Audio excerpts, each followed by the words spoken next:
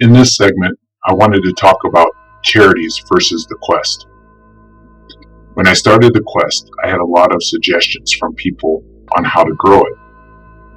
After hearing from many people, I decided to listen to those who have and not to those who have not. It basically went like this. The most important is to separate my personal life and actions from that of the charity. Facebook and social media and such. One of the things that was brought up was no playing Candy Crush or other games with kids in orphanages that I knew. Also, I needed to get a 501c3, then to have an editor for my web information. Also to hire a fundraiser. And there were other things, but I think you get the idea. Essentially, it was to make a business, and I get that.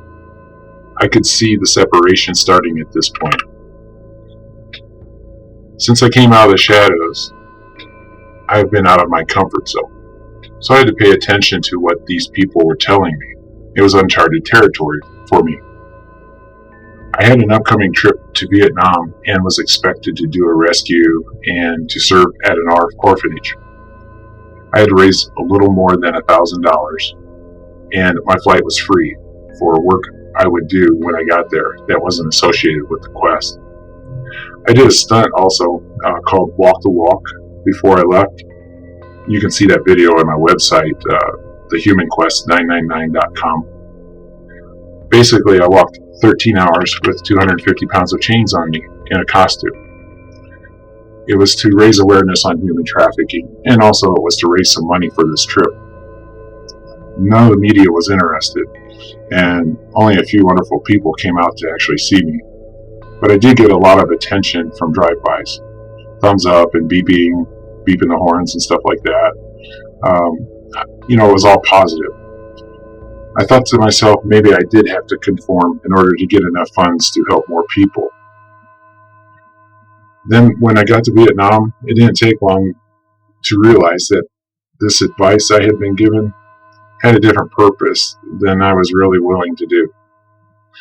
Upon arrival, I was invited to an Aikido school to visit and talk because I was Shaolin, and that was really nice.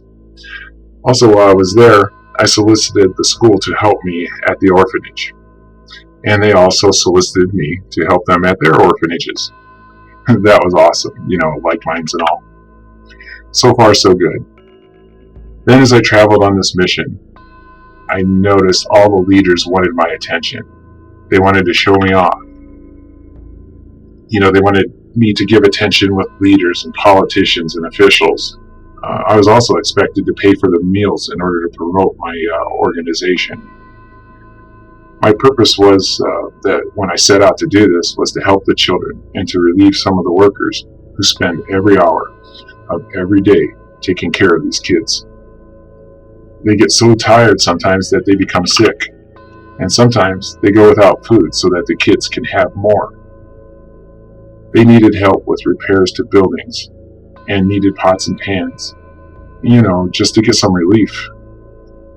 I got really angry being separated from my whole intent, and with this, I threw the conformity out the window. It was not my mission, but a political game that charities feel they need to play. Because of this, I was able to achieve what I set out to do, and so much more without the burden of being a showpiece. So back to the conformity advice. Why should I separate my personal life from my cause? It is who I am, and the actions I do is who I am. The results of doing it my way provided much more than the conformity would have allowed me to do. Okay, the 501c3, it's nice, and it allows a charity to abuse the purpose of what they claim to do. Just read the application. It's pretty evident. While many use this correctly, as I will do when I raise the necessary funds, the reality is, it is a license to have a business in the name of a charity. Do you know that they claim 90% goes to the cause, when in reality, legally, it only needs to be 5%? This is what the big charities do, by subdividing the charities and pocketing the rest in salaries and items and such. I will not name them, but I think you can figure out who they are. To be qualified for what I do, there is no paperwork necessary until I reach a certain point, and at that point, I can apply for another form that is a pure charity. But I know people recognize the 501c3 as legitimate, so in that way I will conform when that time comes. Another thing was to hire a fundraiser. Do you know what they cost?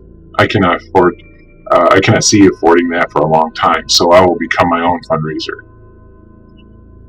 It's really sad to know how expensive it is to be allowed to help people in the public eye. Sometimes I just think I should return to the shadows.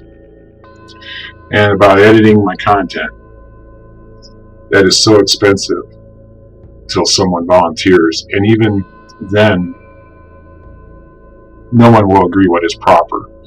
I learned this after publishing my first book, The Table of Ancients. So if they did not understand the message because of a few spelling mistakes, then they did not hear the message anyway. Well, I broke the rules when I realized it was all politics, and I'm so happy I did. With the little money I had, I met some of the greatest people in the world, living angels.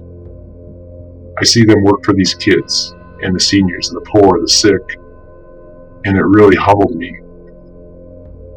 It was so deep, it really made me better. It really made me better. The Quest fed over 430 kids, repaired buildings, helped all ages and positions, assisted and was assisted by some great people, including a Keto school who I'd never met. I saw the inside of life that is hidden from public. We rescued several children from sex slavery, gave toys to kids who had none, and so on. If I had conformed, none of this would have been possible.